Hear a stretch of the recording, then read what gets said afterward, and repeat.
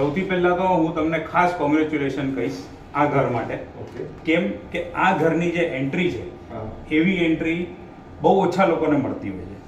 વાસ્તુમાં 8 main entrance હોય. Okay. આમ 32 entrance છે, રાઈટ. એમાંથી પોઝિટિવ 8 છે. એમાંથી પણ જે મહા પોઝિટિવ કહેવાય, સૌથી બેસ્ટ કહેવાય, ઈ 4 છે. ઓકે. અને તમારું એન્ટ્રન્સ ઈ 4 માંથી એકમાં છે. ગ્રેટ. કે હવે આ ઘરમાં આવ્યા ને, હવે દેવગુરુની કૃપાથી ધીરે ધીરે કરીને તમારો ઘણો સારો પ્રોગ્રેસ થશે. એન્ટ્રન્સ જ સૌથી પહેલા તો બહુ સારી જગ્યાએ છે. ઓકે. આવું એન્ટ્રન્સ બહુ ઓછા લોકોને મળે.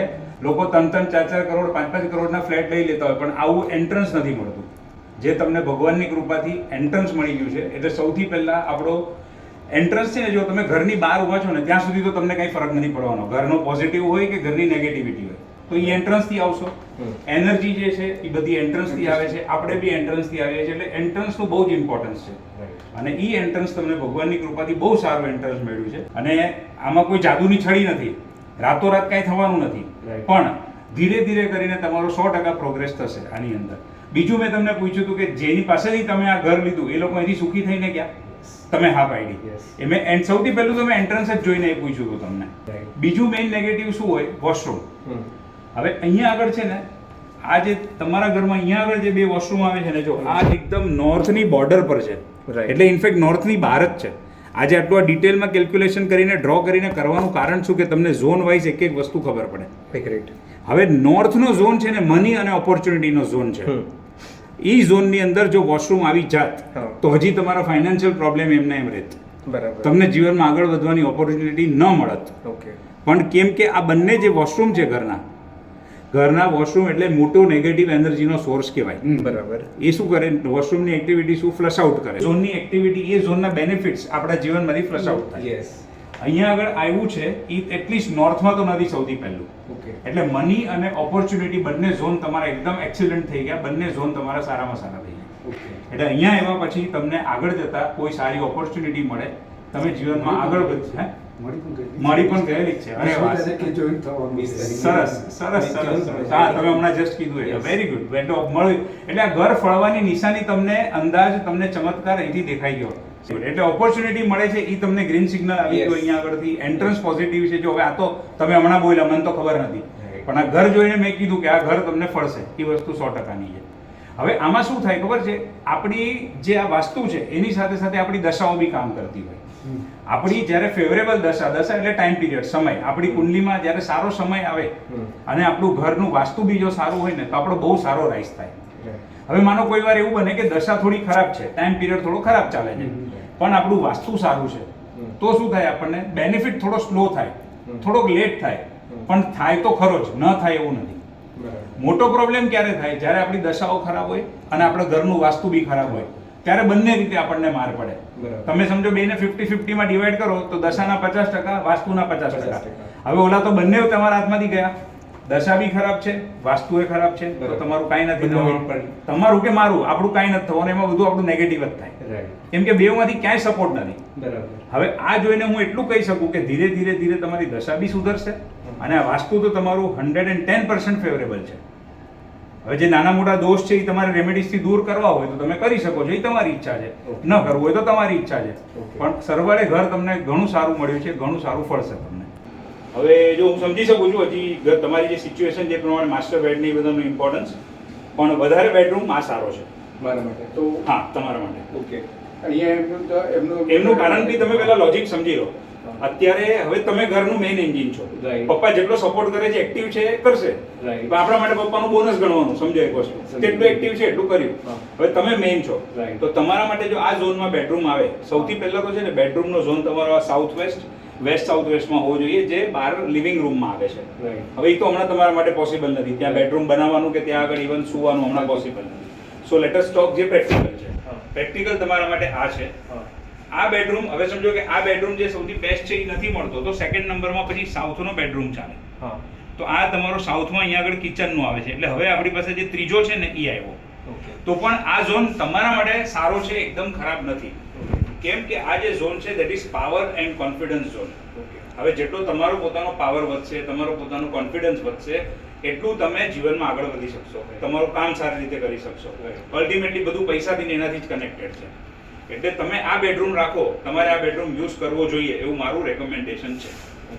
હવે અહીંયા આગળ જે આ મિરરની વાત કરું છું, આ મિરર અહીંયા આગળ જે વ્યક્તિ સૂતા હોય એનું રિફ્લેક્શન આવે, નંબર 1, એટલે એ એંગલથી નેગેટિવ છે. બીજા નંબરમાં અગ્નિ ખૂણો છે.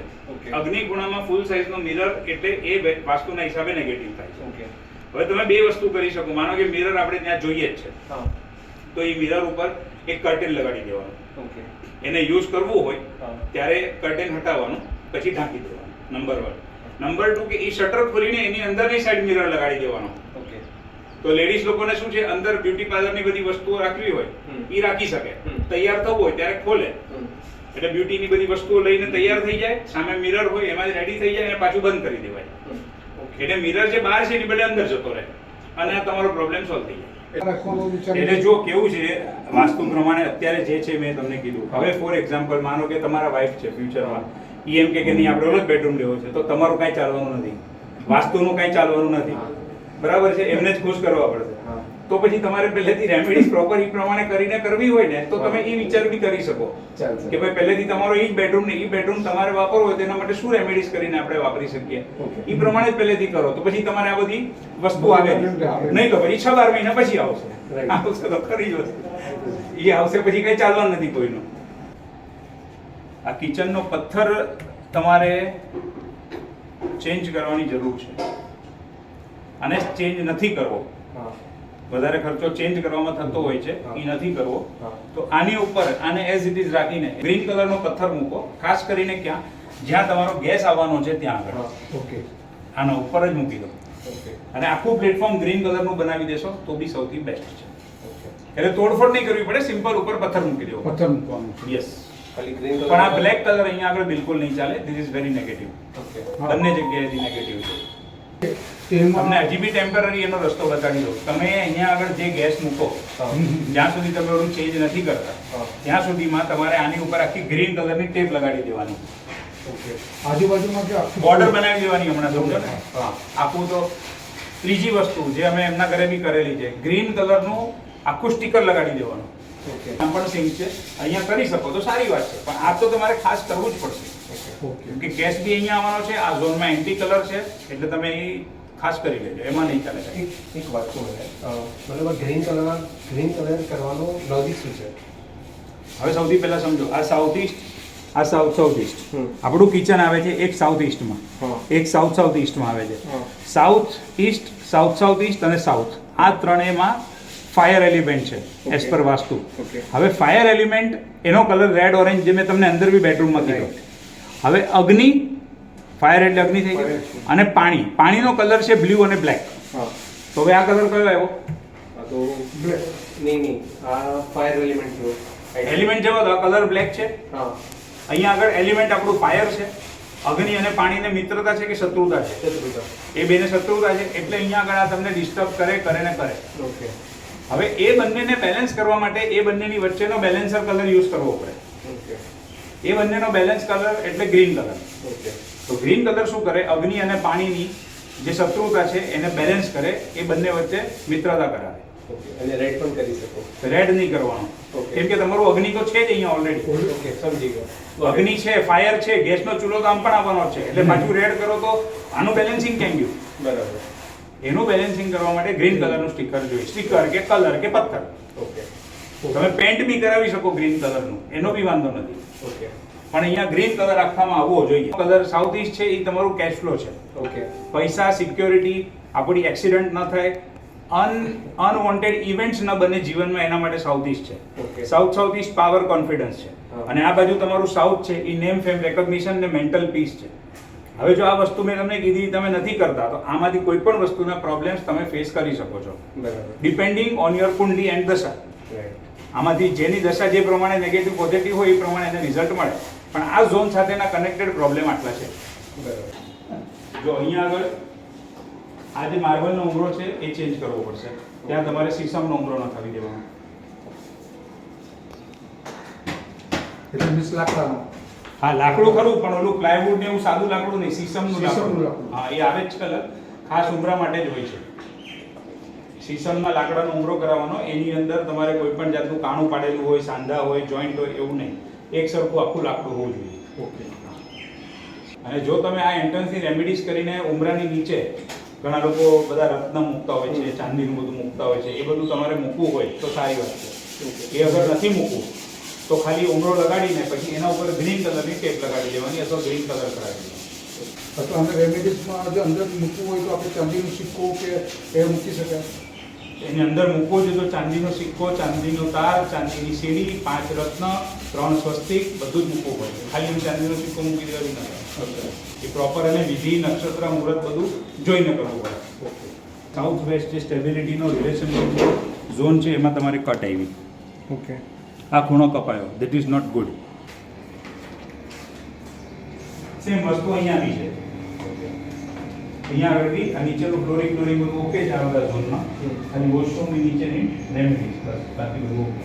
એટલે આપણે આને નીચે મૂકવાનું કે એ ઓરિજિનલ હતા તો 4 ટાઇલ્સ કાઢવી પડે. ઓકે. એની નીચે આખી મેટલની સ્ટ્રીપ નાખી, એની નીચે મારે હજી બીજી 2-3 વસ્તુ મૂકવાની મૂકી, પછી એને આખું પેક કરી દેવાનું ટાઇલ્સ. એટલે તમારે કાયમ માટેની શાંતિ. અથવા આ જો આ જે છે ને આને સ્ટ્રેસ કહેવાય. આજે તમે જુઓ છો ને ફરી રહ્યું છે અમારા હાથમાં છે ને, સ્ટ્રેસ આનાથી પકડાય. જે તમને કીધું હતું ને પેકેજમાં stress checking, energy checking, right, એ આનાથી પકડાય. આપણી વર્ષો જૂની શાસ્ત્ર પ્રમાણે આ ચેક કરવાની પદ્ધતિ છે. ઓકે. પછી એવી રીતે ડિજિટલ પદ્ધતિ બી છે, એનાથી હું ચેક કરીશ, બંને રીતે ચેક કરીશ. હવે આ શું થાય, આ તમારો અહીંયા આગળ સ્લીપિંગ ઝોન આવશે. એટલે જેનો બી અહીંયા સ્લીપિંગ ઝોન આવે આ સ્ટ્રેસ વાળી પોઝિશનમાં આવે. Okay. Which is not good for health. બધા શું છે ખાલી દિશાઓને એટલું ઉપરથી જોઈને બધા લઈ લે વાસ્તુના ખર્ચા બચાવવા માટે, કન્સલ્ટેશનના. પણ આ સ્ટ્રેસ ને બધું જોવું બી બહુ જ જરૂરી છે. જમાનો કેવો છે, લોકો ગૂગલ પર જોઈ લે. બરાબર. ગૂગલ સ્ટ્રેસ પર ચેક કરી આપે. અહીંયા એકદમ નોર્મલ છે. જે ઓલું બેડરૂમમાં ફરતું હતું અહીંયા જરાય નથી ફરતું. જો હા, અહીંયા કોઈ સ્ટ્રેસ ને એવું કશું નથી. અહીંયા આગળ બધું સારું છે, વ્યવસ્થિત છે. અહીંયા કોઈ એનર્જીનો બી પ્રોબ્લેમ નથી, સ્ટ્રેસ નથી, કાંઈ નથી. આ બધું સારું છે. જો ઓલા બેડરૂમમાં ફરતું હતું અહીંયા નથી ફરતું. This is a good sign. આ નોર્મલ છે બધું. તો શું 2 રૂમમાં ફરતું હોય તો ઘણા લાગે કે આ ભાઈ જાતે ફરાવે છે કે શું, પણ અરે અમને તો બધા અખતરા થતા હોય ભાઈ, બધા અલગ અલગ જાતના ક્લાયન્ટ મળતા હોય કે આ ભાઈ જાતે જ ફરાવતા લાગે છે. હા, આમાં કરવાનું શું છે, ગોળ ગોળ ફેરવવાનું છે. પણ આ બે તમારી સામે છે, અહીંયા આગળ જરાય નથી ફરતું.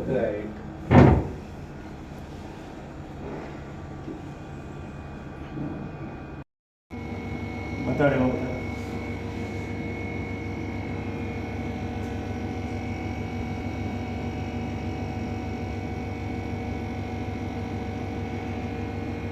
આ જો લાઈન ઉપર નીચે થાય છે, દેટ મીન્સ સ્ટ્રેસ ડિટેક્ટ થાય છે. આ જો અહીંયા આગળ બી દેખાશે તમને, આમાં બી ઓકે. એવી રીતે.